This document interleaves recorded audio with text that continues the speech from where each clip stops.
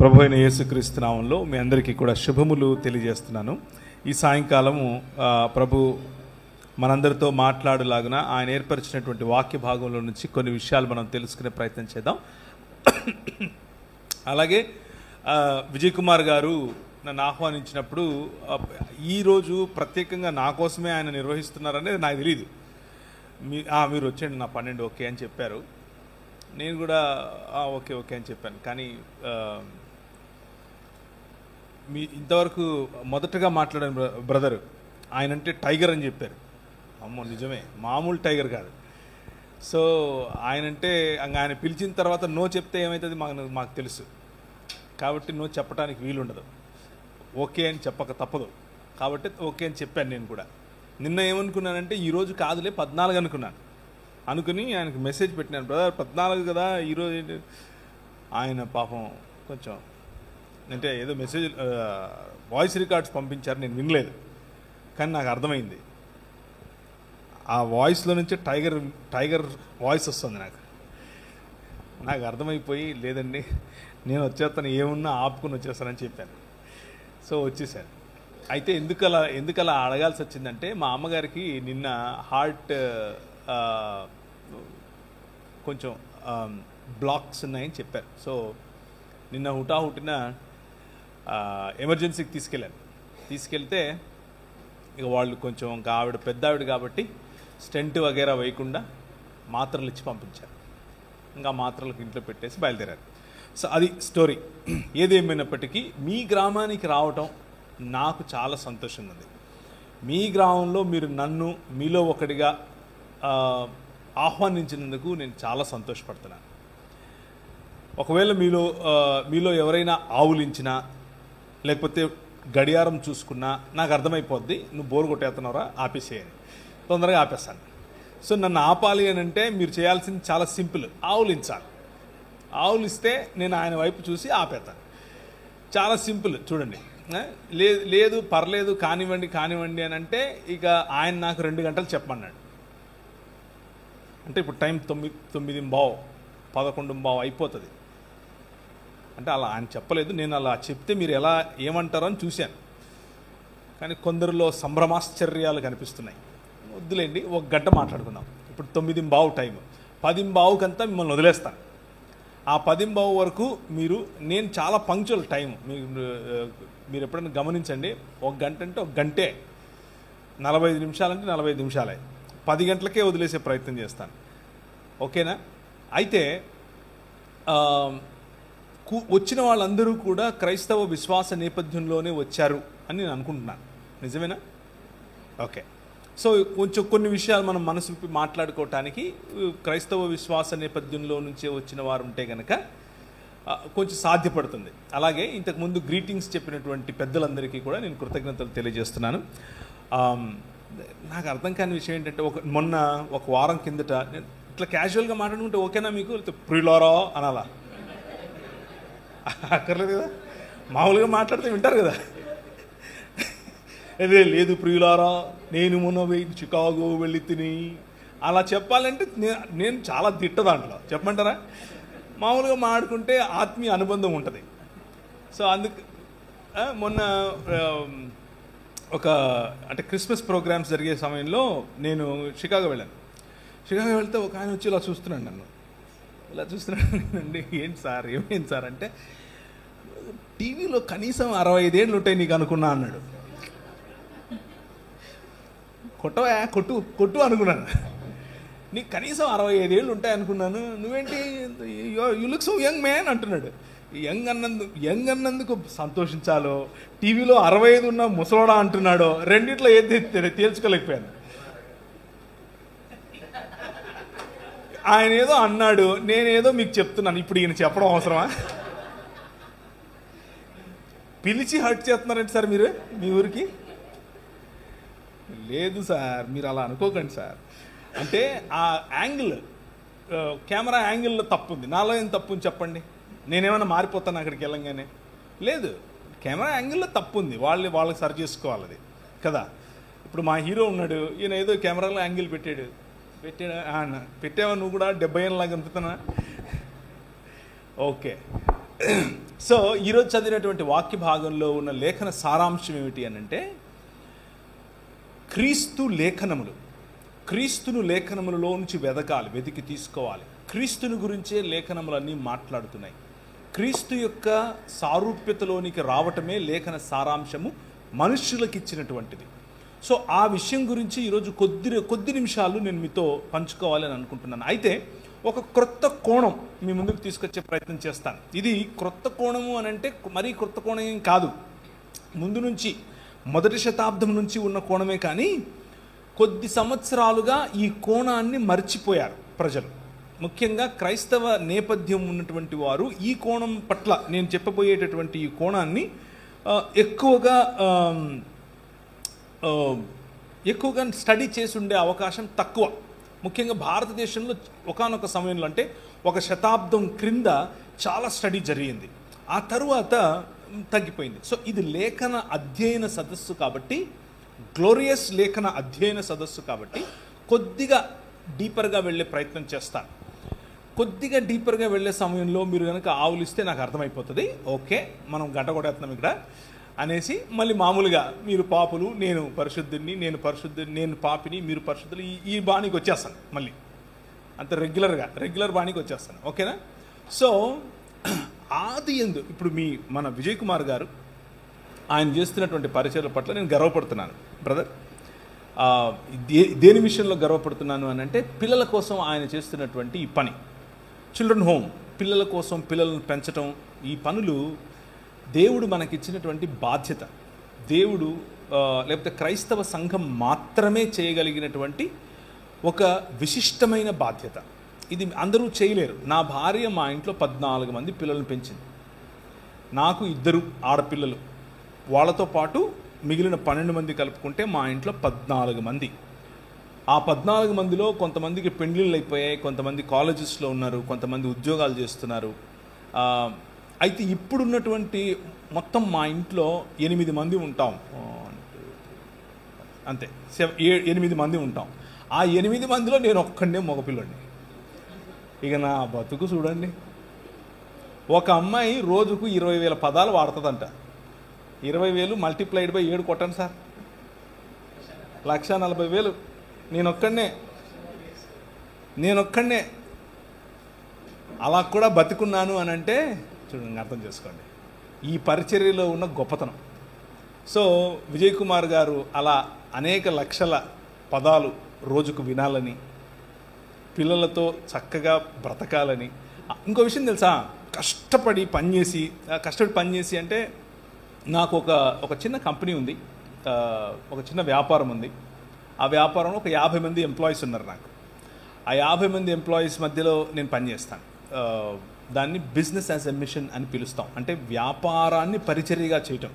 అంటే మనకు మామూలుగా రెగ్యులర్గా కనిపించే మోడల్ ఏంటంటే పరిచర్యను వ్యాపారంగా చేయటం. అలా కాకుండా వ్యాపారాన్నే పరిచర్యగా చేయటం. ఈ మోడల్ను నేను ఎంచుకున్నాను. ఆ ఎంచుకున్న మోడల్లో నేను పనిచేసే రోజు నేను నా భార్య కనీసం రోజుకు ఒక 14 నుంచి 16 గంటలు కష్టపడతాం. కానీ ఈ పిల్లలను, తర్వాత మేము నడిపే అంబులెన్సెస్, తర్వాత మేము కొంతమంది రోడ్డు మీద పడిపోయిన వాళ్ళని తీసుకొచ్చి వారి కట్లు కట్టడం వగేరా. కొంతమంది కలిసి, నేను ఒక్కడిని కాదు, టీమ్ మెంబర్స్, వారికి నేను సహాయకుడిగా ఉంటాను. అప్పుడప్పుడు అదంతా చూసినప్పుడు ఏమవుతుందో తెలుసా, రాత్రి అలా కళ్ళు మూసుకుంటే చక్కగా నిద్ర వస్తుంది, బ్రహ్మాండమైన నిద్ర వస్తుంది. ఏ చీకు చింత ఉండదు. అబ్బా ఈరోజు బతికేమరా అనిపిస్తుంది. So I congratulate you brother for what you're doing. మీరు చేసే పనికి, మీరు చేసే పరిచర్యకు నేను చాలా సంతోషం వ్యక్తం చేస్తున్నాను. నా పట్ల మీరు చేస్తున్న పరిచర్యలో నన్ను భాగస్వామిని చేసి పిలిచినందుకు నేను సంతోషిస్తున్నాను. అయితే కొద్ది సంవత్సరాల క్రితం, దాదాపు 2 సంవత్సరాల క్రితం, 2 సంవత్సరాలు అయిందా? అయింది. దాదాపు 1.5 సంవత్సరం వేసుకోండి క్రితం అయోధ్యలో రామమందిర నిర్మాణం జరిగింది. అయోధ్యలో రామమందిర నిర్మాణం జరిగినప్పుడు మన దేశ ప్రధాని గౌరవనీయులు నరేంద్ర మోదీ గారు వెళ్ళి ప్రాణప్రతిష్ఠ అనే కార్యక్రమంలో పాల్గొన్నారు. ప్రాణప్రతిష్ఠ కార్యక్రమంలో పాల్గొన్నప్పుడు ఆ భవ్య మందిర నిర్మాణాన్ని ప్రపంచమంతా, కనీసం భారతదేశమంతా కూడా హైందవ సాంప్రదాయంలో ఉన్నవారు అనేక భక్తి శ్రద్ధలతో దాన్ని చూశారు. ఇది మనమందరికీ తెలిసిన విషయమే. అయితే ఒక విషయాన్ని మనము చదువుదాం. కొలస్సీలకు రాసిన పత్రిక 2వ అధ్యాయం. నేను ఎంతగా పోరాడుచున్నానో మీరు తెలుసుకొనగోరుచున్నాను. వారు ప్రేమయందు అతుకబడి సంపూర్ణ గ్రహింపు యొక్క సకలైశ్వర్యమును కలిగిన వారై దేవుని మర్మమయ్యున్న క్రీస్తును, అండర్లైన్ చేయండి, దేవుని మర్మమయ్యున్న క్రీస్తును స్పష్టముగా తెలుసుకున్న వారై తమ హృదయములలో ఆదరణ పొందవలనని. ఆదరణ అన్నది క్రీస్తు అనే మర్మమును తెలుసుకుంటే వస్తుంది. వారందరి కొరకు పోరాడుచున్నాను. బుద్ధి జ్ఞానముల యొక్క సర్వ సంపదలు ఆయన యందే గుప్తములై ఉన్నవి. బుద్ధి జ్ఞానములు, వాటి సర్వ సంపదలు ఆయన యందే గుప్తము అంటే దాచిపెట్టబడి అని, గుప్తములై ఉన్నాయి. ఎవడైనను చక్కని మాటల చేత మమ్మును మోసపరుచుకుంటున్నట్లు ఈ సంగతిని చెప్పుచున్నాను. నేను శరీర విషయంలో దూరముగా ఉన్నను, ఆత్మ విషయంలో మీతో కూడా ఉండి మీ యోగ్యమైన ప్రవర్తనను క్రీస్తునందలి మీ స్థిర విశ్వాసమును చూచి ఆనందించుచున్నాను. కావున మీరు ప్రభువైన క్రీస్తు యేసును అంగీకరించిన విధమున ఆయన యందు వేరు పారిన వారై ఇంటి వలె కట్టబడుచు మీరు నేర్చుకున్న ప్రకారము విశ్వాసమందు స్థిరపడుచు. ఇంటి వలె కట్టబడుచు, ఆలయము వలె, మందిరము వలె, భవనము వలె, అండర్లైన్ చేసుకోవాలి. ఆయనను అనుసరింపక మనుష్యుల పారంపర్యాచారమును అనగా ఈ లోక సంబంధమైన మూలపాఠములను అనుసరించి మోసకరమైన నిరర్థక తత్వజ్ఞానము చేత మిమ్మును చెరపట్టుకొని పోవాడెవడైనా ఉండునేమో అని జాగ్రత్తగా ఉండండి. ఏలయనగా దేవత్వము యొక్క సర్వ పరిపూర్ణత శరీరమందు క్రీస్తునందు నివసించుచున్నది. ఈ విషయాన్ని ఈరోజు మీ ముందు ఉంచే ప్రయత్నం చేస్తాను. అయితే ప్రాణప్రతిష్ఠ అన్న విషయంలో మనం ఒకసారి గనక ఈ లోక సాంప్రదాయం, ఈ లోక మర్యాదను గనక చూస్తే ఇది కేవలం భారతదేశానికి సంబంధించి నేను చెప్పట్లేదు. ఇది మెసొపొటేమియా నాగరికత నుంచి మొదలైంది. మెసొపొటేమియా నాగరికత సిరియనులు లేదా సిరియాక్ భాషలో చేసేటటువంటి, అలాగే జొరతుష్ట అనేటటువంటి జొరాస్ట్రియన్ మతానికి చెందినవారు, ఇలా వేరు దాన్ని ఏమంటారు, మధ్యధరా ప్రాంతము అలాగే ఐగుప్తు ప్రాంతము, ఈ 2 ప్రాంతముల మధ్య ఉన్నటువంటి ఆనాడు అబ్రహామును పిలిచినటువంటి ప్రదేశమైన ఏది ఏం చెప్పాను, మెసొపొటేమియా సివిలైజేషన్. ఆ ప్రాంతంలో కూడా జరిగేటటువంటి తంతు చెప్తున్నాను. ఏం చేస్తాడు అంటే మానవుడు తన పారంపర్యాచారముల చేత చక్కగా నీరు పీల్చుకోనటువంటి, నీరు ఏమాత్రము ఇంకనటువంటి ఒక రాయిని చూస్తాడు. ఆ రాయిని శిల్పి చేతికి ఇస్తాడు. ముఖ్యంగా ఎవరు ఈ పని చేస్తారు అనంటే, ఫలానా సమస్య ఉంది, ఆ సమస్యకు తగిన దేవీ దేవతలను మనము కనుగొనాలి ఇప్పుడు అని అనుకున్నప్పుడు, వారిని పుట్టించాలి అని అనుకున్నప్పుడు, నేను వాడే పదాలను కొంచెం జాగ్రత్తగా వినండి. పుట్టించాలి అని అనుకున్నప్పుడు రాజు లేకపోతే అధికారి చేసేటటువంటి ప్రకటన, రండి అని పిలిస్తే అప్పుడు శిల్పి వచ్చి మంచి రాయి చూస్తాడు, నీరు ఇంకనటువంటి రాయి. ఇది అన్ని సివిలైజేషన్స్లో ఇలాగే జరిగింది. ఇది మన దేశంలో కూడా జరుగుతోంది. సో ఆ శిల్పిని తీసుకుని దానిని చక్కగా చాలా ఏకాగ్రతతో, చాలా అందులో తనకున్నటువంటి నిపుణతనంతటినీ కూడా ధారపోసి చక్కటి శిల్పంగా తయారు చేస్తాడు. శిల్పి చేతిలో పడిన రాయి శిల్పమవుతుంది. శిల్పమైన రాయిని తీసుకుని రావాలి. తీసుకుని వచ్చి ఆలయము అనేటటువంటి ఒక ప్రదేశం, ఆలయం అనంటే ఆ ఆలయానికి శిల్పము ఉంచి ప్రాణప్రతిష్ఠ చేయనంత వరకు అది ఆలయం కాదు, అది కేవలము ఒక భవనం అంతే.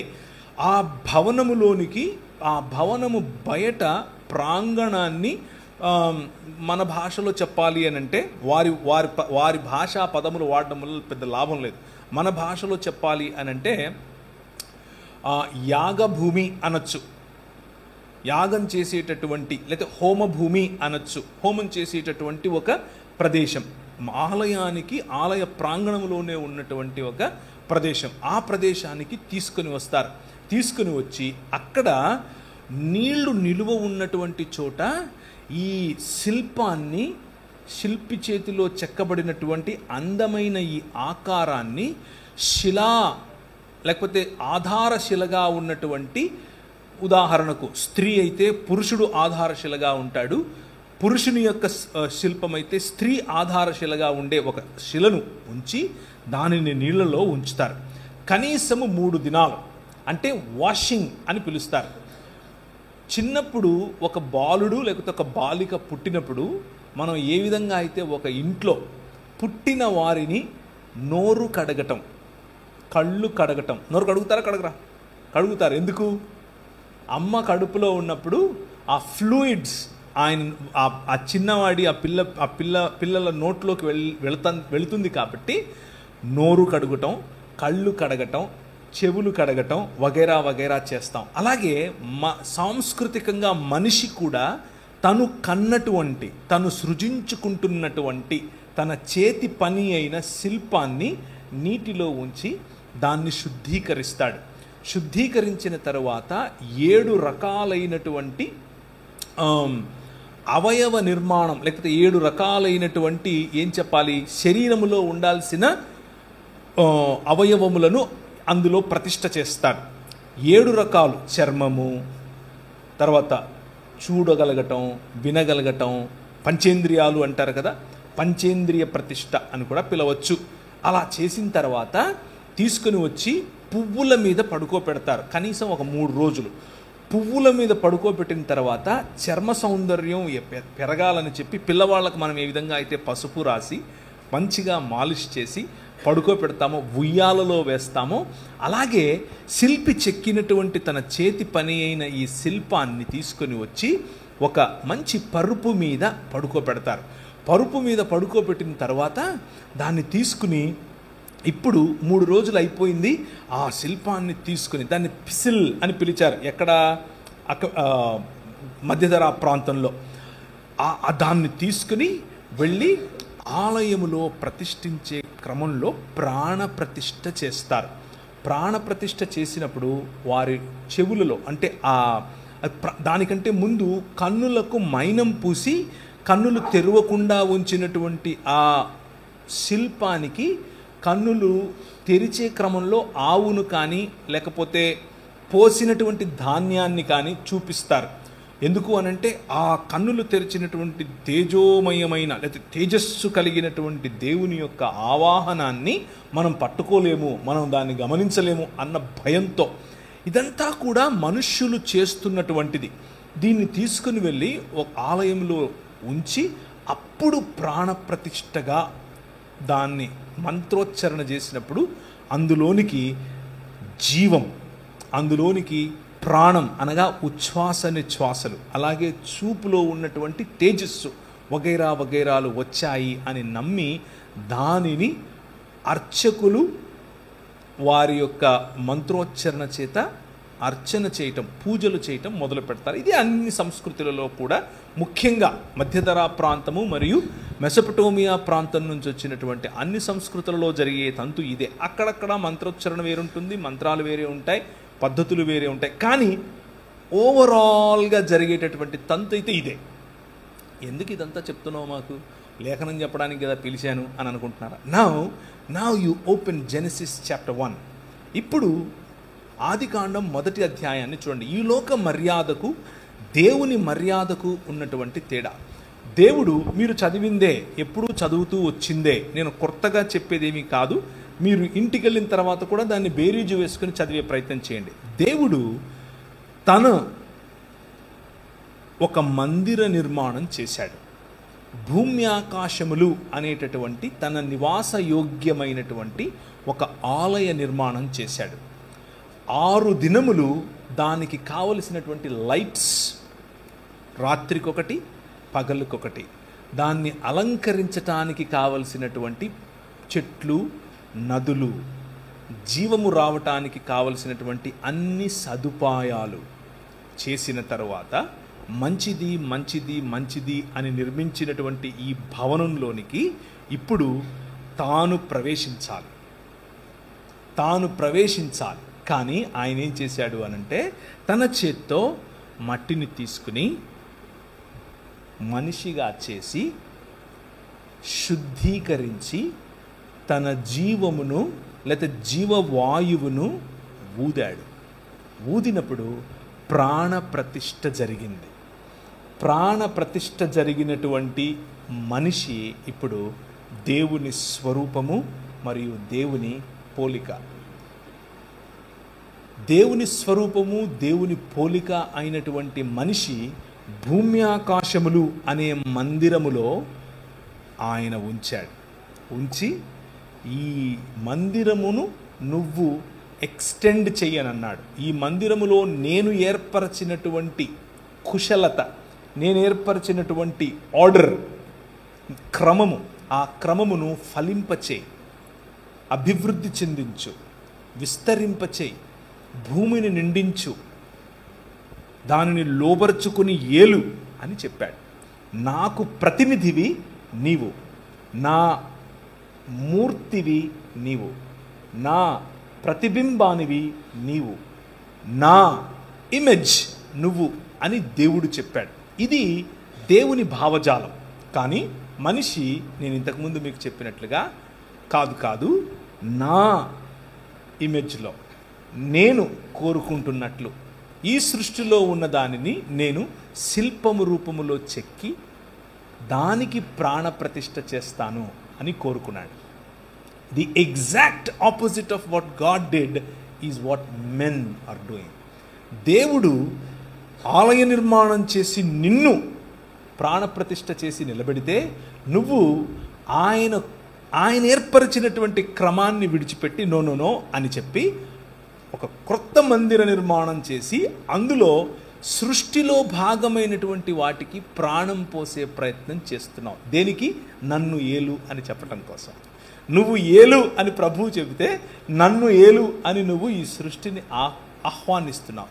దాన్నే ఆవాహయామి అంటున్నావు.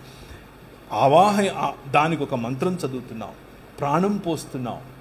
ఈ లోక మర్యాద చొప్పున నడుచుకోవటం వల్ల వచ్చినటువంటి పర్యవసానం ఏమిటి అని అంటే, భవనం లేకపోతే దేవుని మందిరంలో ఉండాల్సినటువంటి మనిషి మెల్లిమెల్లిగా ఆ మందిరములో ఉన్నటువంటి లేకపోతే ఆయన ఏర్పరిచినటువంటి సృష్టికి దాసుడయ్యాడు. సో మొదటి పాయింట్ నేను మీకు గుర్తు చేస్తున్నది ఏమిటి అని అంటే, వస్తాను అసలు పాయింట్కి. మొదటి పాయింట్ నేను మీకు గుర్తు చేస్తున్నది ఏమిటి అని అంటే, ఆలయంలో జీవుడు, ఆయన నిర్మించినటువంటి భూమి ఆకాశములనే ఆలయంలో జీవుడు. 7వ దినమున ఆయన, కొంతమంది సోదరులు అడుగుతూ ఉంటారు, మీ దేవుడు ఏంటి అలసిపోయాడా, రెస్ట్ తీసుకుంటున్నాడు, 7వ దినమున విశ్రమించాడా అని అంటారు. విశ్రమించటం అనంటే 7వ దినమున ఆయన భూమి ఆకాశములను కలిపే విధముగా తన సింహాసనమును వేసుకొని కూర్చోవటం. సో హీ రెస్టెడ్ దేర్ అని అంటే హీ సాట్ ఆన్ హిస్ దాని throne to rule over this world. ఈ ప్రపంచాన్ని ఏలటానికి ఆయన భూమి తన పాదపీఠముగాను, ఆకాశము తన సింహాసనముగాను, అనగా తను నివసించు స్థానముగా, తను ఏలే స్థానముగా ఆయన కూర్చున్నాడు. That's the image that Genesis chapter 1 is depicting. అంటే మొదటి 2 అధ్యాయాలు ఆది కాండంలో ఈ ఇమేజరీని మనకు తెలియజేస్తున్నాయి. God beautifying this world. అదే ఇమేజ్ మోషేకిచ్చి ఏ విధంగా తన నిబంధన మందసము ఉండాలి, ఎక్కడ ఉండాలి, ఎలాంటి దాన్ని ఏమంటారు గుడారములో ఉండాలి, ఎగ్జాక్ట్గా ఏ విధంగా అయితే ఆయన ఆనాడు చేశాడో అదే పద్ధతిని పాటించమని చెప్పి. ఎందుకనంటే there I will come and meet you. నేను ఆ ఆలయము, ఆ గుడారములో వచ్చి మీతో కలుస్తాను. ఇక్కడ ప్రాణప్రతిష్ఠ చేసి ఆవాహయామి అని అంటూ ఉంటే ఆయన నీలో ప్రాణప్రతిష్ఠ చేసి నిన్ను కలవటానికి ఇష్టపడుతున్నాడు. This is the difference between the ways of God and the ways of men. దేవుని మార్గములకు మనుష్యుడు ఏర్పరచుకున్నటువంటి పారంపరాచారములకు లేకపోతే ఈ లోక మర్యాదకు ఉన్నటువంటి తేడా. ఇప్పుడు యేసుక్రీస్తులో ఉన్నటువంటి మర్మమును గురించి మనం చూద్దాం. ఇంతకు ఏం జరిగింది అనంటే, ఈ మందిరము, ఈ భూమి ఆకాశములు అనేటటువంటి దేవుని భవనము, ఆ భూమి ఆకాశములు అనేటటువంటి దేవుని భవనములో విరాజమానుడైనటువంటి దేవుడు ఆయన, నువ్వు నా ప్రతినిధివి, నువ్వు నా ప్రతిమవు, నువ్వు నా మూర్తివి, నువ్వు నా ప్రతిబింబానివి, వెళ్ళు రూల్ చెయ్యి అనంటే, మనము ఆయనను కాదన్నాం కాబట్టి దాసోహం అని ఈ లోక మర్యాదకు అయ్యాం. అంధకార సంబంధమైన దురాత్మ సమూహముల యొక్క అధికారము క్రిందికి మనం వచ్చాం. ఆ అంధకార సంబంధమైన దురాత్మల యొక్క అధికారము క్రింది నుంచి విడిపించటానికి మనకు మనిషే కావాలి, మనిషి రావాలి. దేవుడు మాత్రమే విడిపించగలిగినటువంటి, మనిషికిచ్చినటువంటి సామర్థ్యాన్ని కోల్పోయిన మనిషి ఇప్పుడు ఎలా తనను తాను విమోచించుకోగలడు అన్నటువంటి ఆలోచనలో ఉంటే దేవుడు మన కోసం ఒక విమోచన కార్యాన్ని తలపెట్టాడు. ఇప్పుడు ఒకసారి చూస్తారా, అదే కొలస్సీలకు రాసిన పత్రిక 14వ వచనం, ఆయన మనలను 13 నుంచి అంధకార సంబంధమైన అధికారములో నుండి విడుదల చేసి తాను ప్రేమించిన తన కుమారుని యొక్క రాజ్య నివాసులనుగా చేసెను. మొదటి పాయింట్, ఆలయంలో జీవుడు. ఆ ఆలయంలో జీవుణ్ణి తిరిగి జీవుడిగా చేయటానికి, జీవమును ఇవ్వటానికి, అంధకార సంబంధమైన దురాత్మ సమూహముల యొక్క అధికారము నుండి విడిపించటానికి ప్రభు అయిన యేసుక్రీస్తు రావలసి వచ్చింది. అది ఆ మర్మం. ఆయన యొక్క రాకడకు గల కారణము అది. ఈ లోక మర్యాదను జయించటానికి, ఈ లోక మర్యాదలో నుండి ప్రజలను విడిపించటానికి, విడిపించినటువంటి ప్రజలను తిరిగి సంపూర్ణ మనుష్యులుగా చేయటానికి ప్రభు అయిన యేసుక్రీస్తు ఈ లోకానికి వచ్చాడు. రెండవది, తోటలో శోధకుడు. ఆలయంలో జీవుడు, తోటలో శోధకుడు. తోటలో శోధకుడు ఏం చేశాడు అనంటే, దేవుని స్వరూపము, దేవుని పోలిక అయిన మనిషిని తన వశం చేసుకోవటానికి, తన మాట వినేలా చేసుకోవటానికి శోధించాడు. మనిషి శోధించబడినప్పుడు అంధకార సంబంధమైన దురాత్మ సమూహముల యొక్క మాటను దేవుని నిజ మాటతో పోల్చుకున్నప్పుడు దేవుని మాట వద్దు, ఈ మాటే కావాలి అని నిర్ణయించుకున్నాడు. అలా నిర్ణయించుకున్న కారణం చేత మొత్తం మానవ సమాజం, ప్రపంచములో ఉన్న ప్రతి మానవ సమాజం దీనికి దాసోహం అయ్యింది. పుట్టిన ప్రతి బిడ్డ, పెరిగిన ప్రతి బిడ్డ దీని ఇన్ఫ్లుయెన్స్లోనికి వస్తున్నాడు. ఈ తోట, ఆయన వేసినటువంటి సుందరమైన ఈ వనం, భూమి ఆకాశములు అనే ఈ భవనం, అందులో మనం కోల్పోయినటువంటి భూమి ఇప్పుడు మనకు కనిపిస్తుంది. భూమి కోల్పోయినటువంటి మనుష్యులు సేవకులై, ఎవరికి? శోధకునికి సేవకులై బ్రతుకుతూ ఉన్నారు. This is the problem. ఈ ప్రాబ్లం నుంచి విడిపించటానికి వచ్చిన వాడే మన ప్రభు అయిన యేసుక్రీస్తు. అయితే యెషయా గ్రంథం మొత్తాన్ని గనక మీరు చదివితే, ఇప్పుడు సమయం లేదు, దానికి ముందుగా యెషయా గ్రంథం పోవటానికి ముందుగా ఒక్కసారి చూడండి దయచేసి. హబక్కూకు గ్రంథము 2వ అధ్యాయం 18 నుంచి చదువుతున్నాను. చెక్కడపు పనివాడు విగ్రహమును చెక్కుట వలన ప్రయోజనమేమి? పనివాడు మూగ బొమ్మను చేసి తాను రూపించిన దాని యందు నమ్మిక ఎంచుట వలన ప్రయోజనమేమి? అబద్ధములు బోధించు పోత విగ్రహముల యందు నమ్మిక ఎంచుట వలన ప్రయోజనమేమి? కర్రను చూచి మేలుకొమ్మనియు, మూగరాతిని చూచి లేచి పొమ్మనియు చెప్పువానికి శ్రమ. అది ఏదైనా బోధింపగలదా? అది బంగారముతోనూ వెండితోనూ పూత పూయబడును గాని దానిలో శ్వాస ఎంత మాత్రమునూ లేదు. అయితే యెహోవా తన పరిశుద్ధాలయములో ఉన్నాడు, ఆయన సన్నిధి లోకమంతా మౌనముగా ఉండుడి. ఒకవైపు మనుష్యులు చేస్తున్నటువంటి శిలలకు ప్రాణం పోసి, లేకపోతే శిల్పములకు ప్రాణం పోసి మూర్తులుగా చేసే ఆలయమును గురించి మాట్లాడుతూ, వాటికి ఏమాత్రమూ శక్తి లేదని, వాటిలో ఉచ్ఛ్వాస నిశ్వాసలు లేవని, అబద్ధములు బోధిస్తాయని చెబుతూ ఉన్నటువంటి ప్రవక్త దాని వెంటనే, కానీ ఎవరు? ఆయన యెహోవా తన పరిశుద్ధాలయములో ఉన్నాడు అని చెప్తున్నాడు. ఆయన తన పరిశుద్ధాలయములో ఉండి ఈ ప్రపంచమంతా కూడా మౌనముగా ఉండే విధముగా రాజ్యం చేస్తున్నాడు అని చెప్తున్నాడు. ఈ మర్మాన్ని అర్థం చేసుకునే ప్రయత్నం చేయాలి. Let's unpack this a little bit more. ఆ అన్ప్యాకింగ్ క్రమంలో మీకు గుర్తుంచుకోవాల్సినటువంటి విషయం ఏమిటి అనంటే, క్రీస్తు యొక్క రాకడ ఈ అంధకార సంబంధమైన దురాత్మ సమూహముల యొక్క అధికారం నుంచి విడిపించటం ఒకటైతే, రెండవదిగా శోధకుడిని అందరి ముందు నువ్వు మూగోడివి, నువ్వు చెవిటోడివి, నువ్వు చేతకానోడివి, నువ్వు నా ప్రజల మీద అధికారం లేనోడివి అని నిరూపించటం కోసం వచ్చాడు.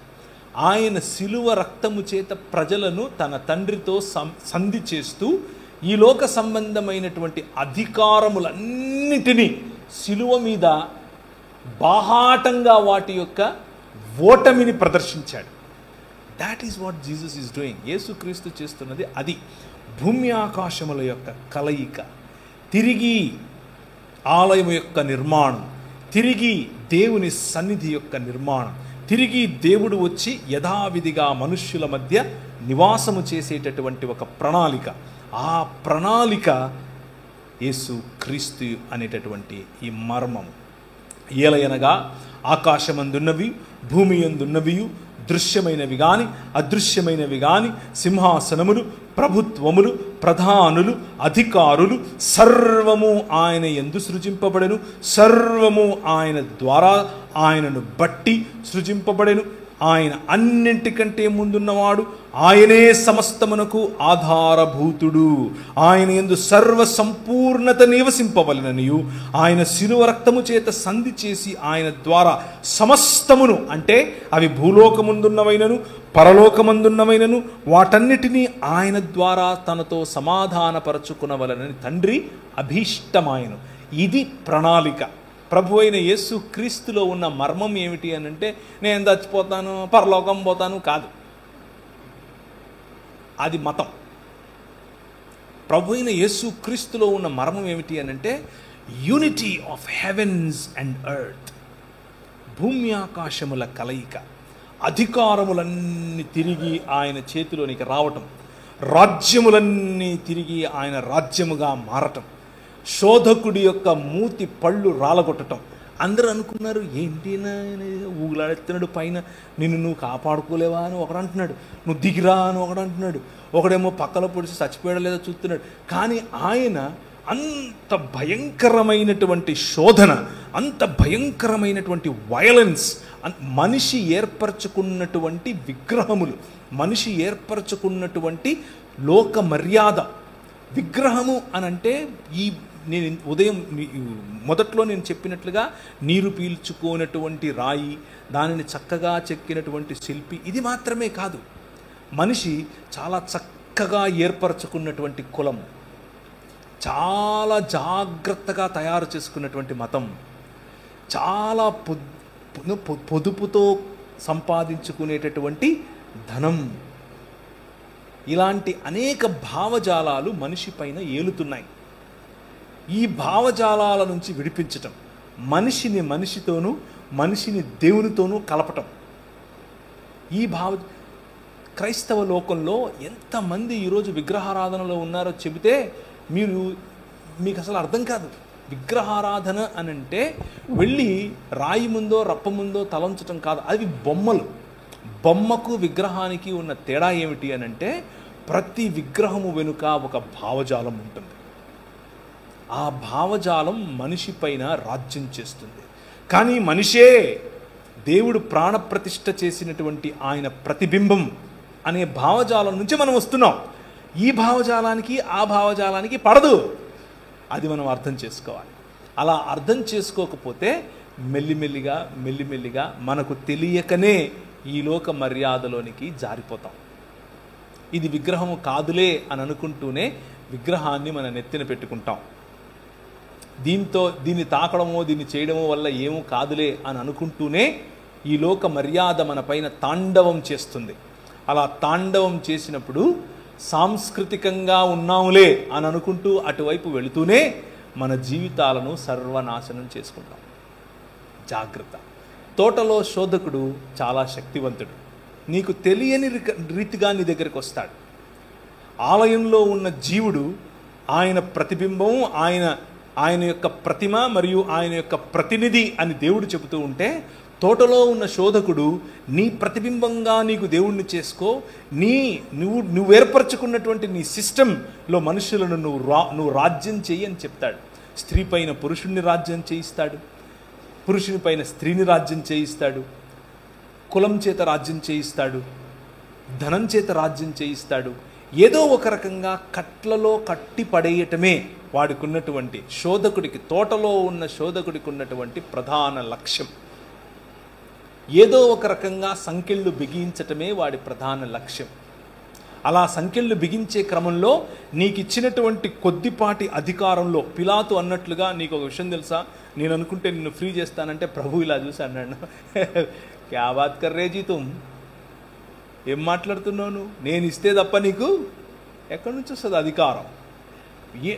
తెలిసి తెలియనటువంటి మాటలతోనే మీ దగ్గరకు వచ్చి ఏం నేర్పుతాడు అనంటే, నా దగ్గర అధికారం ఉంది, అది నేను మీకు ఇచ్చే ప్రయత్నం నేను మీకు ఇస్తాను. దాన్ని ఎలా ఇస్తాను అనంటే, మీ తోటి వాళ్ళ కట్లు విప్పడానికి కూడా మీరు మీ దగ్గర అధికారం ఉంటుంది అని చెప్తారు. కానీ రండి వారి కట్లు విప్పుదుము అని భూరాజులు ఒకరితో ఒకరు మాట్లాడుకుంటున్నారు. ఎక్కడ? 2వ కీర్తనలు 2 కదా.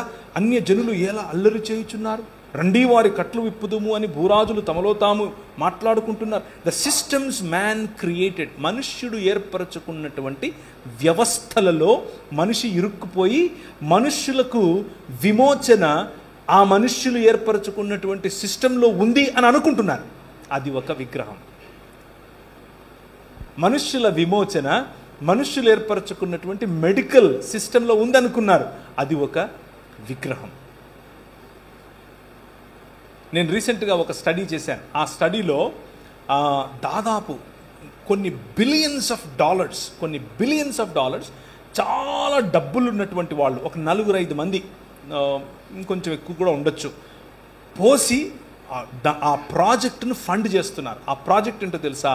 ఆ ప్రాజెక్ట్ ఏంటి అని అంటే, మనిషి మేధస్సు, మనిషి భావనలు, ఈ 2 కలిపి ఒక చిప్లో, లేకపోతే ఎప్పటికీ చచ్చిపోకుండా ఉండే నీ మెదడును కాచే ప్రయత్నం చేస్తున్నారు.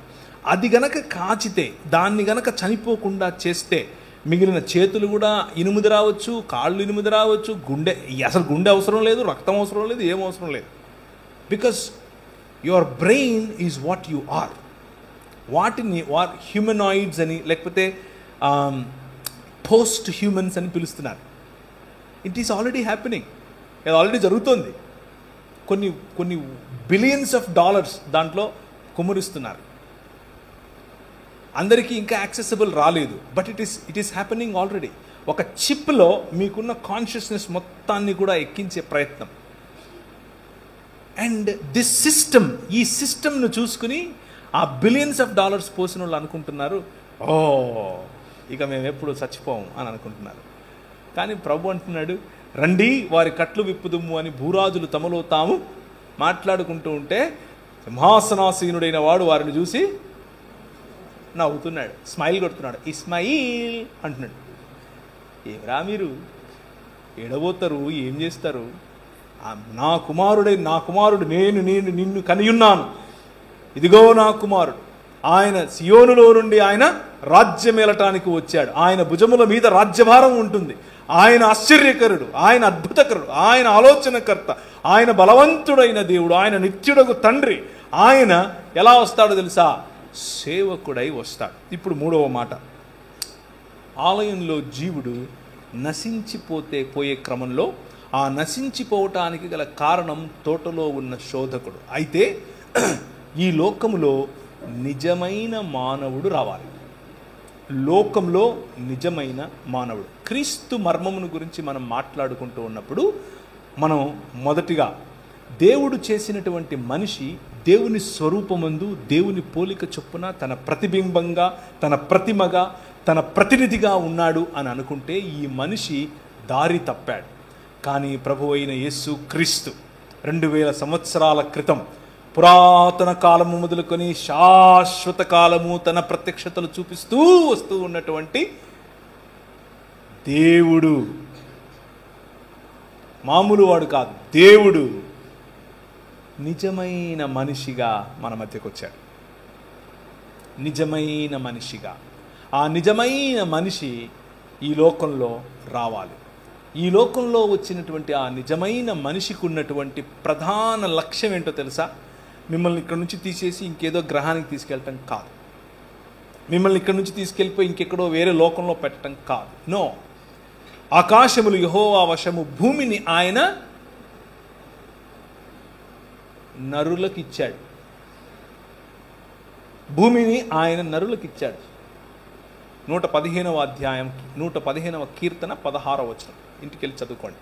సో ఇచ్చినటువంటి ఈ భూమిని, మంచిదని చెప్పినటువంటి ఈ భూమిని, నా నివాస స్థలము అని చెప్పినటువంటి ఈ భూమిని ఆయన క్రొత్తాకాశము క్రొత్త భూమిగా మరల్చటానికి, తన శరీరమందు మరణాన్ని చంపటానికి నిజమైన మానవుడిగా ప్రభువైన యేసుక్రీస్తు ఈ లోకానికి వేంచేశాడు. That is the beauty of Christian thought. క్రైస్తవ జీవన విధానానికి ఉన్నటువంటి ప్రధానమైన లేదా అందమైన, మీ మరెక్కడా దొరకనటువంటి, కేవలము ఇక్కడే దొరికేటటువంటి 66 పుస్తకాలు ఉన్నటువంటి మీ బైబిల్ గ్రంథంలో మాత్రమే దొరికేటటువంటి థాట్ ఏమిటి అని అంటే, మనిషి మతాన్ని కడతాడు, దేవుడు మనిషిని కడతాడు. మనిషి మతాన్ని కడతాడు. మతం నిన్ను చంపుతుంది, మతం నిన్ను విభజిస్తుంది. అది క్రైస్తవ మతమైనా సరే. మతం చిచ్చు పెడుతుంది, మతం జలసి ఇస్తుంది, మతం అవతలి వాడికంటే నిన్ను గొప్పగా నీకు పంపు కొడుతుంది. ఎందుకు అనంటే, తోటలో శోధకుడు ఉపయోగించే ప్రధానమైన వెపన్ మతం. కానీ దేవుడు మనిషిని చేస్తాడు. ఆయన నిర్మించినటువంటి ప్రధానమైన వ్యవస్థ ఏమిటి ఈ ప్రపంచంలో అనంటే, మనిషి. In the image of God, దేవుని యొక్క స్వరూపము, దేవుని యొక్క పోలికలో ఉన్నటువంటి మనిషి. యెషయా గ్రంథం మొదటి 39 అధ్యాయాలు ఈ తోటలో శోధకుడి చేత పతనావస్థలో ఉన్నటువంటి ఆలయంలో ఉన్న జీవుని గురించి మాట్లాడుతుంది. మొదటి 39 అధ్యాయాలు.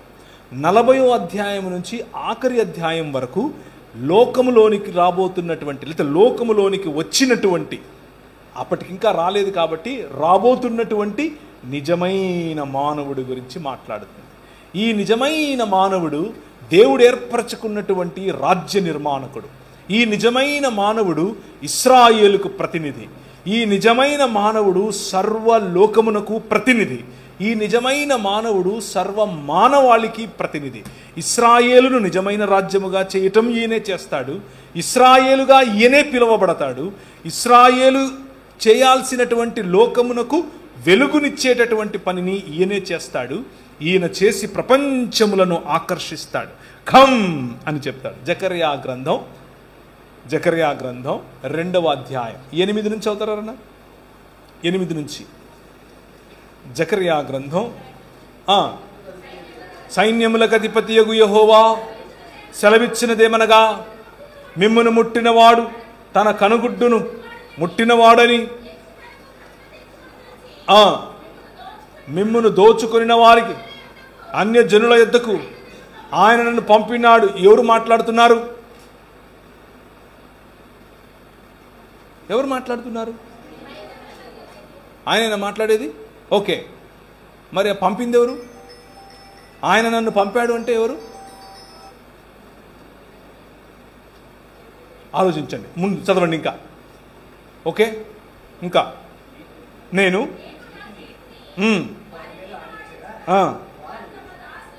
దోపుడు సొమ్ము అవుతారు. ఓకే,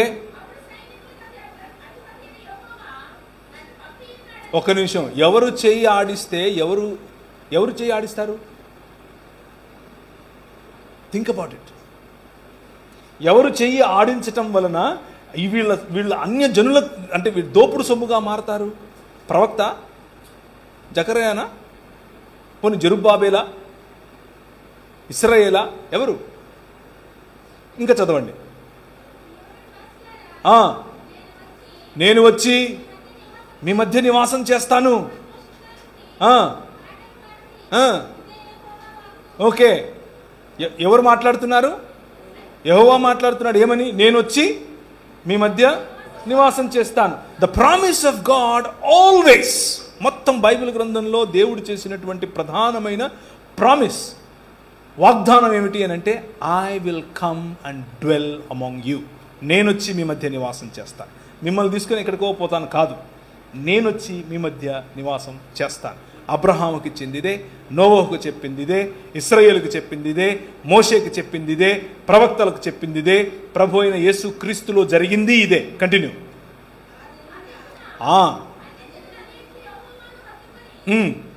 ఒక్క నిమిషం అనండి. యెహోవాను హత్తుకుంటే ఎవరికి జనులు అవ్వాలి? యెహోవాకే జనులు అవ్వాలి. మధ్యలో ఈయనెవరు?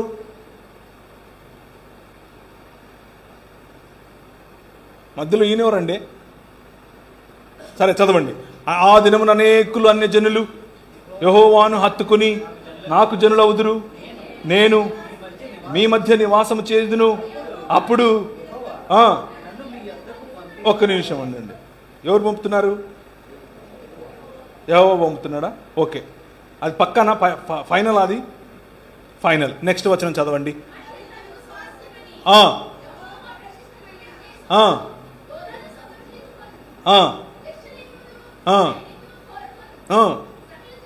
సకల జనులారా, ఒక్క నిమిషం ఆగండి.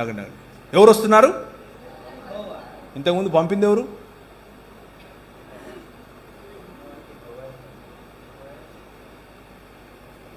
యెహోవా పంపాడు. మీకు అర్థమవుతుందా? The deeper truth lying here.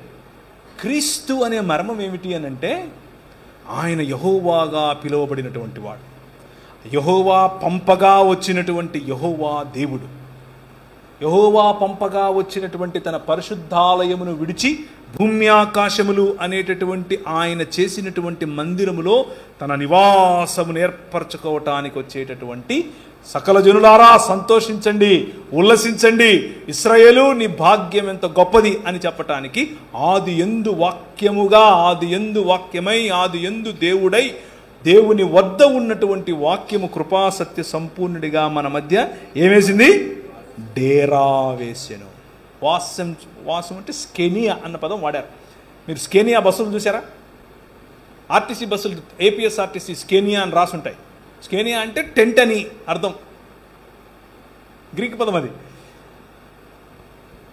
ఆయన మన మధ్య గుడారము వేసెను. That is who Christ is. అది క్రీస్తు అంటే. మనం చేసుకునే బుడిగల్లో ఉంటాడంటారేంటి మీరు? రాయి తీసుకొని వచ్చి ఇది దేవుడు అంటారేంటి మీరు?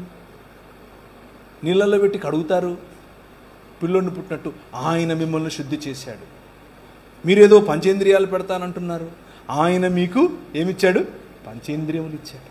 ఆయన మీకు బుద్ధినిచ్చాడు, తెలివినిచ్చాడు. మీరు తీసుకొచ్చి పూల మీద పడుకోబెడతారంటే మన స్కిన్ తాకి చూడండి ఎలా ఉంటుందో. మీరేం తెచ్చి మళ్ళీ కళ్ళకు మైనం పెట్టడం ఏంటి, తీయటం ఏంటి? ఆయన ఏం చేశాడు? లోకమునకు వెలుగై నీకు వెలుగునిచ్చాడు. నువ్వు కళ్ళు తెరిస్తే ఆయన వెలుగు కనిపిస్తుంది. ఇక్కడి నుంచి వచ్చే వెలుగు చూడలేనంతది అది కాదు, అది లోకమర్యాద. ఆయన ఇచ్చే వెలుగు లేనిదే నువ్వు చూడలేవు. కూర్చున్నటువంటి వారికి నేను ఇచ్చే పిలుపు. Is there anybody sitting here? ఎవరైనా ఇక్కడ కూర్చొని ఉన్నారా ఈ రాజుతో పరిచయం లేని వాళ్ళు? యెహోవా పంపగా వచ్చినటువంటి యెహోవాతో పరిచయం లేని వాళ్ళు మతంలో ఉన్నారు, చర్చికి వస్తున్నారు, ఊదిబత్తీలు టెంకాయలు లేవు, అవన్నీ ఓకే, బాగానే ఉంది. కానీ ఈ క్రీస్తుతో దేవుని యొక్క బుద్ధి జ్ఞానముల సకలైశ్వర్యములు ఇమిడి ఉన్నటువంటి దేవత్వము యొక్క సర్వ సంపూర్ణత శరీరమందు నివసిస్తున్నటువంటి క్రీస్తు, the image of God, the true image of God, నిజమైన దేవుని యొక్క నిజమైన ప్రతిబింబం, నిజమైన ప్రతినిధి, నిజమైన ప్రతిమ. నిన్ను అలాగే చేశాడు. నువ్వేమన్నావు? ఊరుకో, నాకు ఇది కావాలన్నావు, పోయావు. కానీ ఇంకొక ఆయన వచ్చాడు, నిజమైన ప్రతినిధి, నిజమైన మనిషి. క్రైస్తవం అనేది ఎక్కడికో ఏదేదో చేసేది కాదు. క్రైస్తవం అనేది మనిషిని నిజమైన మనిషిగా మార్చే మార్గం. అందుకే క్రీస్తు వచ్చాడు. That is the beauty of Christianity. క్రైస్తవం యొక్క ప్రధాన లక్ష్యం ఏమిటి అని అంటే, to bring humans back to their original self. పాపము అన్న పదానికి నిర్వచనం ఏమిటి అని అంటే, హమర్తియ అన్న పదం వాడారు గ్రీకులో. హమర్తియ అనంటే మిస్సింగ్ ద మార్క్, గురి కోల్పోవటం. దీని గురేంటి? నేను మాట్లాడితే దాని గురేంటి? దీని శబ్దాన్ని పట్టుకొని మీకు వినిపించేది. దీని గురేంటి? నన్ను చూపించడం, అంటే నన్ను రికార్డ్ చేయటం. దీని గురేంటి? అది చూసేదాన్ని దీనిలో కనిపించాలి. మనిషి గురేంటి? మనిషిగా బతకాలి, మనిషిగా బతకాలి. ఆయన రంగరించి పోసిన మైక్గా ఉండాలి. నా ఉద్దేశం అది. కెమెరాగా ఉండాలి. కెమెరా నేను మైక్ పని చేస్తానంటే కుదరదు. మనిషి చేసింది అదే. మనిషి నువ్వు మనిషిగా ఉండరా అంటే లేదు నేను పశువును అవుతాను అన్నాడు. ఎలుగుబంటిని తీసుకొచ్చి దేవుడు అన్నాడు. ఏనుగు నా దేవుడు అంటాడు. తొండ మీద వచ్చి కూర్చొని పాటలు పాడతాడు. పులిని చూసి దేవుడు అంటాడు. సాటి మనిషిని చూసి దేవుడు అంటాడు. అరే నువ్వు మనిషిరా బాబు అని అంటే లేదు నేను దేవుడిని అవుతానంటాడు. అటు దేవుడు కాలేదు, ఇటు మనిషి కాలేకపోయాడు. అదే సమస్య. దాన్నే పాపం అంటారు. Very simple. Bible talks about sociological issues like, అంటే సమాజానికి సంబంధించినటువంటి కోణాన్ని మీ ముందుకు తీసుకొస్తున్నా. మనిషి ఆ విధంగా బ్రతకలేకపోయాడు కాబట్టే మనుష్యత్వం కోల్పోయాడు. దేవుడిచ్చినటువంటి మహిమను కోల్పోవటం అని అంటే చావు తెచ్చుకోవటం, చచ్చిపోవటం. ఈ సృష్టిని ఏలాల్సినటువంటి వాడు సృష్టిలో ఉన్నటువంటి లాస్, ఈ సృష్టిలో ఆయన ఏర్పరిచినటువంటి నియమాలకు బానిసయ్యాడు మనిషి. కానీ నీటి మీద నడిచేవాడు, అలలపైన నడిచిన ఈ లాస్ పనిచేయవు ఈ నిజమైన మనిషి పైన. He walks on the water. యాక్చువల్గా మనము తిరిగి ఆయన మహిమలోనికి ప్రవేశించినప్పుడు గొళ్ళెం పెడితే లోపలికి వచ్చేస్తాడు ఆయన. వచ్చాడా లేదా సార్? తిరిగి లేచినప్పుడు when you kill the death, నువ్వు ఈ మరణాన్ని చంపి బయటకు వచ్చినప్పుడు ఈ లాస్ నీ మీద పనిచేయవు. You gonna have a different body ఈ శరీరం ఉంటుంది. నువ్వు నన్ను గుర్తుపడతావు. అరే బట్టలు వేసుకుని మా దగ్గరికి వచ్చాడు, మా ఊరికి ప్రవీణ్ విడిపోయాడు, గుర్తుపడతావు నన్ను. నేను నిన్ను చూస్తాను, వాళ్ళ బాగున్నావా, నిన్ను చూశాను. We will see each other, we will know each other.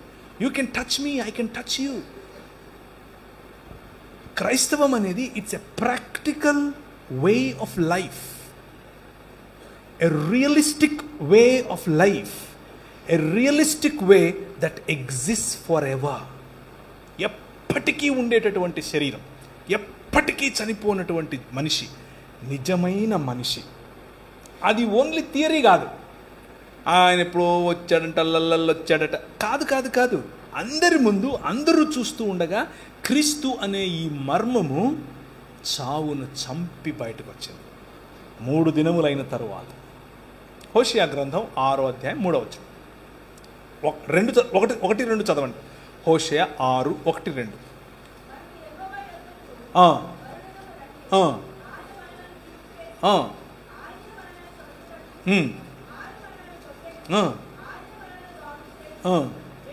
రెండు దినములైన తరువాత ఆయన మనలను బ్రతికించును, మనము ఆయన సముఖమందు బ్రతుకున్నట్లు 3వ దినమున.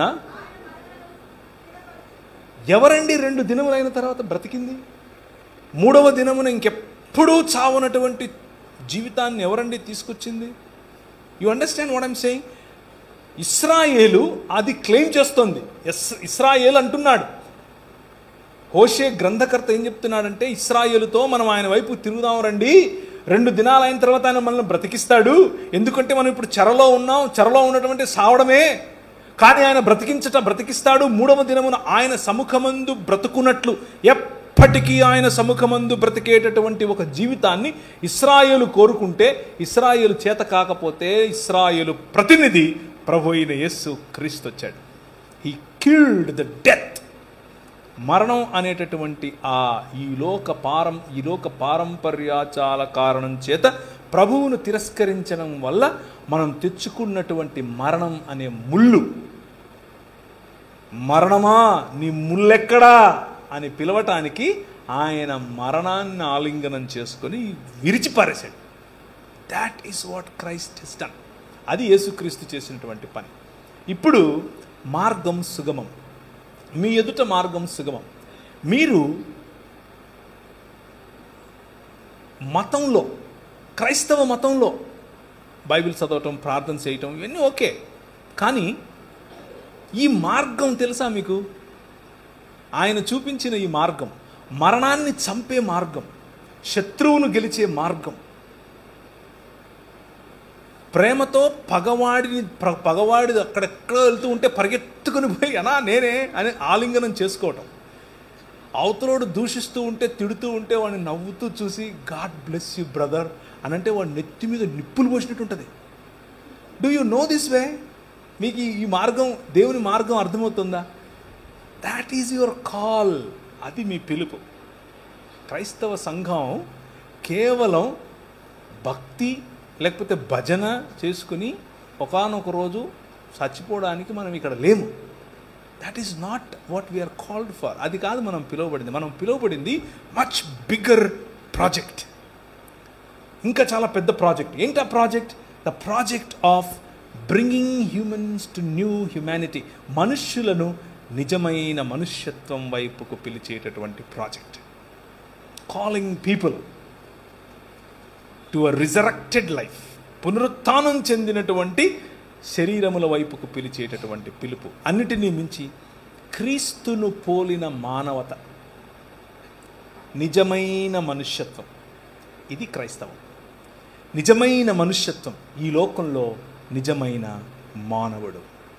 ఆయన అదృశ్య దేవుని స్వరూపి అయి సర్వ సృష్టికి ఆది సంభూతుడై ఉండులాగున ఆయన ఏం చేశాడు? తన కుమారుని యందు మనకు విమోచననిచ్చాడు. అలాగే ఆయన మరణములో నుంచి ఆది సంభూతుడై బయటకు వచ్చాడు. So that you all can come back to life or you all can resurrect. మీరు ఆయన తరువాత ఆయన మార్గమును అనుసరించిన కారణం చేత పునరుత్థానులవ్వాలని, ఆయన సముఖమందు ఎల్లప్పుడూ ఈ భూమిని స్వతంత్రించుకొని, నూతనాకాశమును నూతన భూమిని స్వతంత్రించుకొని బ్రతకాలని, మూడవ దినమున ఆయన సముఖమందు స్థిరపడాలని తండ్రి అభీష్టం. మత ప్రాతిపదికన 4 రోజులు బ్రతికేసి వెళ్ళిపోదాం అని అనుకుంటే this way will disappoint you. ఈ మార్గం నిన్ను డిసప్పాయింట్ చేస్తుంది. కానీ మరణాన్ని చంపాలి, నూతన సృష్టిగా మారాలి, క్రీస్తును పోలిన జీవన విధానంలోనికి రావాలి అని అంటే welcome, welcome to a new way. And that is ఆయన కడుతూ ఉన్నటువంటి క్రొత్త ఇల్లు, ఆయన కడుతున్నటువంటి క్రొత్త ఆలయం, ఏ చేతి సహాయము లేకుండా తీయబడినటువంటి రాయి, ఆధారశిల, ఇంతింతై మహాపర్వతమై ప్రపంచమంతటా వ్యాపించే ఆధారశిల. ఆ ఆధారశిల పైన నిజమైన మానవుడు యేసు క్రీస్తు మీ హృదయములయందు ప్రతిష్ఠ చేస్తే, మీ హృదయములయందు ఆయనను ప్రతిష్ఠించుకుంటే బ్రతుకుతారు. You will live. మనము బ్రతుకున్నట్లు యెహోవా వైపుకు మరలదము రండి. Now let me ask you simple question. మీరు ఏర్పరచుకున్నటువంటి మీ హృదయాల్లో మీ పైన రాజ్యమేలుతున్నటువంటి వ్యవస్థలు ఏంటివి? కొంతమందికి అది డబ్బు, కొంతమందికి కులం, కొంతమందికి మినిస్ట్రీ. మినిస్ట్రీ ఎక్కడన్నా అవుతుందా? Yes yes. కొంతమంది వాళ్ళు ఏర్పరచుకున్న మినిస్ట్రీ వాళ్ళకొక విగ్రహం, వాళ్ళకొక వ్యవస్థ, దాని చేత పరిపాలించబడుతూ ఉంటారు. కొంతమంది వాళ్ళు ఏర్పరచుకున్నటువంటి కులం, మతం, వర్గం, ప్రాంతం, దేశం, ఇవన్నీ వేరు వేరు వ్యవస్థలు. ఆ వ్యవస్థలు ఒక ఐకాన్ను ఏర్పరచుకొని, ఆ వ్యవస్థలకు ఒక బొమ్మ ఏర్పరచుకొని, వాటిలో ఈ వ్యవస్థ ప్రాణం పోస్తుంది. అది మిమ్మల్ని ఏలుతుంది. ఏం ఏలుతుంది మిమ్మల్ని ఈరోజు? Think about it. క్రీస్తు మార్గములో కాక, క్రీస్తు మీ పైన ఏలటం కాక, ఏ వ్యవస్థ మీ పైన ఏలుబడి చేస్తుంది అని ఒక్కసారి ఆలోచించాలి. ఒక్కసారి కనుక డీపర్గా మీరు ఆలోచిస్తే చాలా బొమ్మలు బయటకు వస్తాయి. తవ్వే కొద్దీ ఆయన అన్నారు పురుషోత్తమ చౌదరి, త్రొవ్వుతున్న కొలది పెరుగు తరగదునా. అది మనిషి. వన్ సోల్ ఫోకస్, ఒకే ఒక్క ఫోకస్. ఏమిటి అని అంటే క్రీస్తును పోలిన మానవత. మనిషిని హిందువుగా చూడొద్దు, ముస్లింగా చూడొద్దు, క్రైస్తవుడిగా చూడొద్దు, బౌద్ధుడిగా చూడొద్దు. మనిషిని మనిషిగా చూడొద్దు. కష్టమా? చాలా కష్టం. అమ్మో, చాలా ఈజీగా, చాలా కష్టం. మతం తట్టుకోలేదు, బట్టలు చింపేసుకుంటుంది. నిజంగానే అంటే ప్రభు అయిన యేసుక్రీస్తును చంపింది ఎవరు అంటే మతమే కాదా? ఆమె రాంగ్? పిలాతు చేతులు కడిగేసుకుని నాకెందుకు రా బాబు, లే చంపండి అని అన్నాడు. మతం నిజమైన మనిషిని చూస్తే బట్టలు చింపేసుకుంటుంది. ప్రధాన యాజకుడు అన్నాడు, యూదుల రాజుకు క్రీస్తు. ఏమి నువ్వు అన్నావు? అవును, నువ్వు అన్నట్టే. మనుష్య కుమారుడు ఆకాశ మేఘారుడై దిగివచ్చుట మీరు చూస్తారు అని అంటే ఇంతకంటే ఎక్కువ సాక్ష్యం కావాలని బట్టలు చింపుకున్నాడు. మతము తట్టుకోలేదు మనిషిని. Try to live a real human life. నిజమైన మనిషిగా బ్రతికి చూడు, మతం మెల్లిమెల్లిగా తన పట్టు కోల్పోతుంది. That's what Paul did. పౌలు చేసింది అదే. పౌలు ఛాలెంజ్ చేసినటువంటి, అంటే ఈ లోకంలో ఉన్నటువంటి నిజమైన మానవుడు ఛాలెంజ్ ఏమేమి చేశాడు తెలుసా? మొదటిది, రెండవ మందిరపు యూదా సమాజము యొక్క విగ్రహములను ఛాలెంజ్ చేశాడు. రెండవ మందిరం, first temple Judaism is different from second temple Judaism. Second temple జుడాయిజంలోనే ప్రభు అయిన యేసుక్రీస్తు కూడా వచ్చారు. నెంబర్ 2, ఫారసీకల్ లా, అంటే పరిసయ్యుల యొక్క ధర్మశాస్త్రం పట్ల ఉన్నటువంటి నిష్ఠాభావాలను ఛాలెంజ్ చేశాడు. నెంబర్ 3, హెలెనిస్టిక్ యూదులు, అంటే యూదులలో ఉన్నటువంటి వారు కొందరు గ్రేకుల యొక్క హెలెనిజంను అడాప్ట్ చేసుకుని రెండిటి మధ్య సింక్రటిస్టిక్ లైఫ్ జీవించారు. వాళ్ళ ముందు నిలబడుకొని he challenged them to come back to Christ, క్రీస్తు వైపుకి రమ్మని పిలిచాడు. 4వది, రోమా శాసకుడైనటువంటి కైసర్ అగస్తస్కు విగ్రహాలు పెట్టి ఆయన దేవుడని, ఆయన కుమారుడు ఇంకెవరో కాదు కైసర్ తిబేరియస్ అని చెప్పి ఈయన దేవుని కుమారుడు, ఆయన దేవుడు అని చెప్పుకుని తిరుగుతూ ఉన్నటువంటి ఒక మతం. ఆ మతం ఎదుట నిలబడి no, Jesus is the king అని చెప్పాడు. క్రీస్తే, Jesus Christ is the lord of all. యేసు క్రీస్తు అందరికీ ప్రభువు, అందరిలో ఇడుగుడు ఉన్నాడని చెప్పాడు. అందరిలో ఇదిగో తిబేరియస్ ఉన్నాడు, అందరిలో నువ్వున్నావు నేను అని చెప్పాడు. మతం తట్టుకోలేదు ఇలా చెప్తే. అదేంటి? మతానికి చాలా కోపం. ఎందుకు అనంటే నిజమైన మనిషి కల్పించినప్పుడు అన్ని వ్యవస్థలు మెల్లమెల్లగా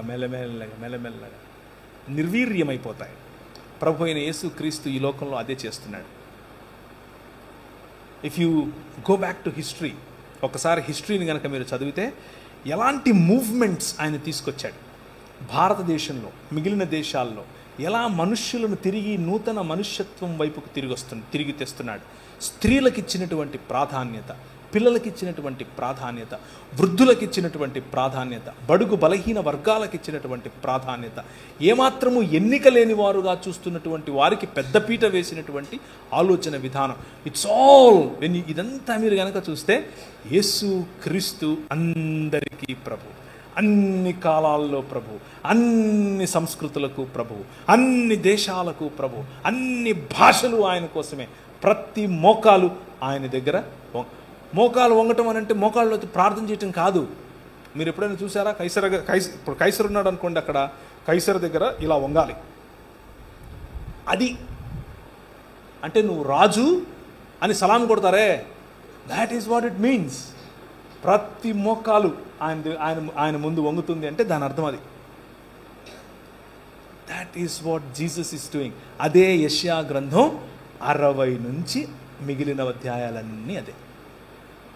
సో ఐఎమ్ సమరైజింగ్. నేను యెషయా గ్రంథం యొక్క సమరీ చెప్పాను ఈరోజు మీకు. యెషయా గ్రంథంలో ఆయన మొదటి 39 అధ్యాయాల్లో కూడా పోత పోసిన విగ్రహముల గురించి మాట్లాడతాడు. వాటిని మాక్ చేస్తాడు. అవి నోరు ఉండి మాట్లాడలేవు, కళ్ళుండి చూడలేవు. ఏంద్రా మీరు దానికి పోయి వంగుతున్నారు? ఎందుకు? దేవుడు స్వయంగా ఆలయం చేసి అందులో నిన్ను పెట్టాడు, నీకు ప్రాణప్రతిష్ఠ చేశాడు. నువ్వు ఆ సిస్టమ్కి పోయి తలవొక్కుతావేమిటి? Point number 1. నెంబర్ 2, అలా ఒకటానికి గల కారణం ఈ లోక మర్యాద అయినటువంటి తోటలో ఉండే శోధకుడు మిమ్మల్ని అల్యూర్ చేస్తున్నాడు, ఆకర్షిస్తున్నాడు. ధనంతో, కులంతో, మతంతో, రూపంతో, అందంతో, రంగుతో, భాషతో విభజించే పని చేస్తున్నాడు. కానీ వాడికి అల్యూర్ అవ్వకండి, ఎందుకంటే వాడు అధికారం ఇస్తానంటాడు, వాడి దగ్గర లేదు. ప్రభు అయిన యేసుక్రీస్తును కూడా ఇలాగే అన్నాడు. ఆయన ఆ రోజే, ఇంకా క్రీస్తు పుట్టక మునుపు 600 సంవత్సరాల పైచులకు సంవత్సరాల క్రితమే యెషయా ఈ మాటను చూసి అన్నాడు. యోహాను సువార్తలో ఈ మాట కనిపిస్తుంది. ఆయన మహిమను యెషయా చూచెను గనుక అని. ఏంటంటే ఆయన మహిమ, ఈయనను తీసుకెళ్ళి అన్ని దేశాల మహిమను చూపించి నాకు మొక్కుతావా అని అంటే మూతిపళ్ళు రాలుతాయి అన్నాడు. That is the real human being. నిజమైన మనిషి, మనిషిగా చేసిన ఆ ప్రతినిధి, ఆ ప్రతిమ, ఆ ప్రతిబింబం ఆ పని చేయలేకపోయాడు. నిజమైన మనిషిగా వచ్చినటువంటి ఈ ప్రతిమ, ఈ ప్రతినిధి, ఈ ప్రతిబింబం మనిషికి, దేవునికి ఇద్దరికీ కూడా ఒకే ఒక్క మధ్యవర్తి ప్రభు అయిన యేసు క్రీస్తు. హీ డిడ్ ఇట్ ఆల్, చేశాడు. ఇప్పుడు మీరే ఆయన ఇల్లు, మీరే ఆయన భవనం, మీరే ఆయన ఆలయం. మన పల్లెటూళ్ళు, మన గ్రామాలు, మన మండళ్ళు, మన ఊళ్ళు మధ్యలో ఆలయం, చుట్టూ జీవన విధానం ఉంటుంది. ప్రభువు మిమ్మల్ని ఆ ఆలయంగా చూస్తున్నాడు. మధ్యలో మీ మధ్యకు వచ్చి ఆయన నివాసం చేయటం ఆయనకి ఇష్టం. అదే క్రైస్తవ జీవన విధానం. తలలుంచుకుంటే ప్రార్థించుకుందాం. ఆలయంలోని జీవుడైనటువంటి నీవు ఆలయపు కర్త అయినటువంటి దేవుణ్ణి విస్మరించిన కారణం చేత తోటలోనున్న శోధకుడి శోధనలో పడి అంధకార సంబంధమైన దురాత్మ సమూహముల యొక్క ప్రభావము కిందికి వెడలిపోతే, యెహోవా పంపగా వచ్చినటువంటి యెహోవా ఈ లోకములో నిజమైన మానవుడిగా వచ్చాడు. నిజమైన మానవుడిగా నిన్ను తిరిగి మనుష్యత్వం వైపుకు పిలుస్తున్నాడు. నా ప్రశ్న, ఈరోజు రాత్రి నువ్వు పడుకునే దానికి ముందు ఒక చిన్న ప్రశ్న వేసుకుని పడుకో. Am I living a real true human life? నిజంగా నేను మనిషిలాగా బతుకుతున్నానా? నా పైన ప్రభావం చూపిస్తున్నటువంటి నా కోపము, నా జలసి, నా అసూయ, నా గర్వం ఎక్కడి నుంచి పశుప్రాయుడనైపోయేంతగా నేను ఎందుకు ఇలా అవుతున్నాను అని ఆలోచించు. అమ్మతో సంబంధం ఎలా ఉంది? అక్కతో సంబంధం ఎలా ఉంది? అన్నతో సంబంధం ఎలా ఉంది? ఈ సంబంధాల పట్ల నీకు ఉండాల్సినటువంటి ఆలోచన నిజమైన మనిషిగా కాకపోతే ఈ ఆలోచనలు రావు. పశుప్రాయుడిగా ఉండిపోతావు. నాకెందుకు నా డబ్బు ఉంది, నాకెందుకు నా కులం ఉంది, నాకెందుకు నా ప్రాంతం ఉంది అని అనుకుంటావు. But you are calling my brother, my sister, నా సహోదరుడా, నా సహోదరి, నీ పిలుపు మనిషిగా బ్రతకటం. దాన్ని కోల్పోవటమే పాపం. Very simple. Reflect on it. దాని మీద కొంచెం ధ్యానించే ప్రయత్నం చేయి. కృపగలిగిన తండ్రి, ఈ రాత్రికాల సమయంలో నీవు నిర్మించినటువంటి నీ భవనం, నీవు నిర్మించినటువంటి నీ ఆలయంలో సింహాసనాసీనుడవై కూర్చున్నటువంటి నీవు, నీకు ప్రతినిధిగా బ్రతకాల్సినటువంటి మేము నీ అధికారాన్ని విడిచిపెట్టి స్వీయ అధికారం, స్వీయ రాజ్యం వైపుకు వెళ్ళినప్పుడు మమ్మును అంధకార సంబంధమైన దురాత్మ సమూహముల రాజ్యముల నుండి విడిపించి నీకు సొత్తుగా, నీ రాజ్యముగా, నీ కుటుంబముగా, నీ జత పనివారముగా చేసుకొనటానికి నిజమైన మానవుడిగా ఎదించినటువంటి యెహోవా పంపిన యెహోవా నీ ఎదుట సాగిలపడి నిన్ను మ్రొక్కుతున్నాం, నిన్ను ఘనపరుస్తున్నాం. నీవు తప్ప వేరొక దేవుడు లేడు, నీవు తప్ప వేరొక దైవం లేదు, నీవు తప్ప వేరొక అలీజెన్స్ లేదు, నీవు తప్ప వేరొక రాజు లేడు అని మా నోటితో ఒప్పుకొని నిన్ను ఘనపరిచి, నిన్ను స్తుతించి, నీకే మా స్తుతి, మా ఆరాధన సమర్పిస్తున్నాం. ఇదిగో ప్రభువా, చేరి వచ్చిన ప్రతి ఒక్కరూ నీ పట్ల నీ కరుణగల హస్తము పట్ల, నీ కనికరము గల చూపు పట్ల, నీ యొక్క సన్నిధి మాధుర్యం పట్ల, నీ ముఖ కాంతిని గైకొనాలన్న ఆలోచనతో వచ్చినారు. ప్రతి ఒక్కరిని తాకండి. ప్రతి ఒక్కరిని వారికి కావలసిన స్వస్థత, వారికి కావలసిన ప్రభా సంబంధాలలో మార్పు, వారికి కావలసిన పరిపక్వత, వారికి ఇవ్వాల్సినటువంటి ఆర్థిక వనరులు, వారికి ఇవ్వాల్సినటువంటి అధికారం నీ వైపు నుంచి దయచేయమని, ప్రతి ఒక్కరిని జ్యోతుల వలె ఇక్కడ నుంచి పంపించమని చిన్న ప్రార్థన యేసు నామమున అడుగుతున్నాము తండ్రి. ఆమేన్.